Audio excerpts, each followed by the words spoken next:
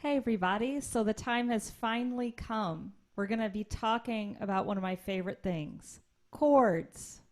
Specifically, we're going to start our study of harmony with triads, which are 3-note chords. They are basic building blocks of tonal music. Before we dig into the specifics, I want to give you a brief overview about triad qualities. Just like intervals, chords have quality labels, and the ones we're going to focus on today are major, minor, diminished, and augmented.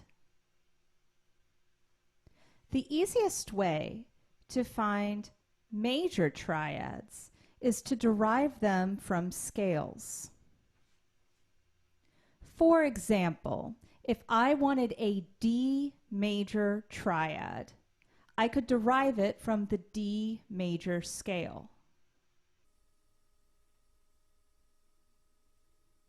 Here's our D major scale. We know that well by now. All you would need to do is take scale degrees 1, 3, and 5, and you'll have a major triad.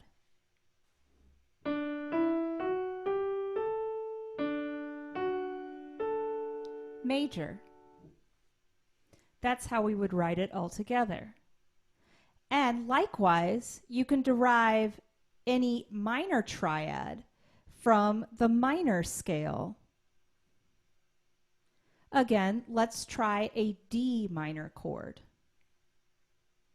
Okay, so there's our D minor scale. Let's take 1, 3, and 5 from it. And that will give us our D minor triad.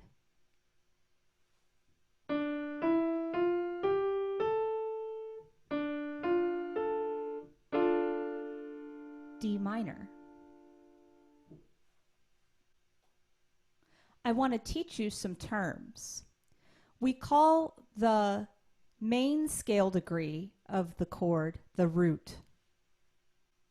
In this case, it's D. The next note of the triad we call the third because it's derived from the third scale degree of the corresponding scale. And we call the top note, as we've written them, the fifth. These labels are accurate even if we change the order in which the notes appear. For example, if I write the D major chord like this, it's still the notes of D major. But now I've put the root on top, the third on the bottom, and the fifth in the middle. Now let's say you don't want to derive your major and minor triads from the corresponding scales. There is another way to do it, by spelling the intervals of thirds, making a stack of thirds to create each triad. The quality of the root to third in major is a major third, and then between the third and fifth is a minor third.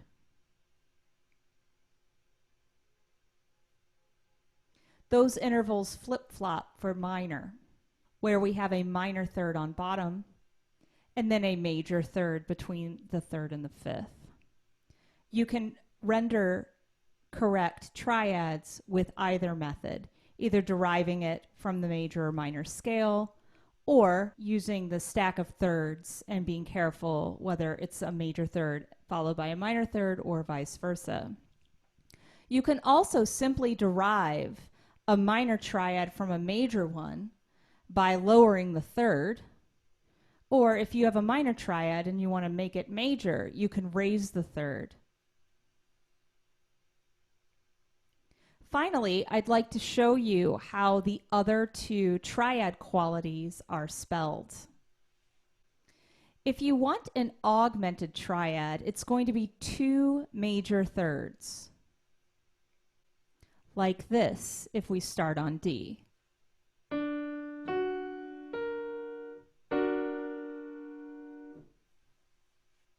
The easiest way to get an augmented triad is to start with a major one. From major, you can raise the fifth and you will have an augmented triad. Or you can simply spell 2 major thirds and stack them together. Diminished works the other way and instead uses 2 minor thirds stacked together.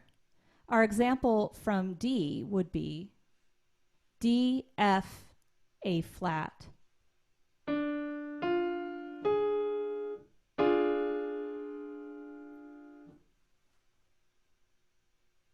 There are 2 ways to get the diminished triad. You can do the 2 minor thirds stacked together, or you can start with a minor triad and lower the fifth. In sum, we have 4 triad qualities: major, minor, augmented, and diminished.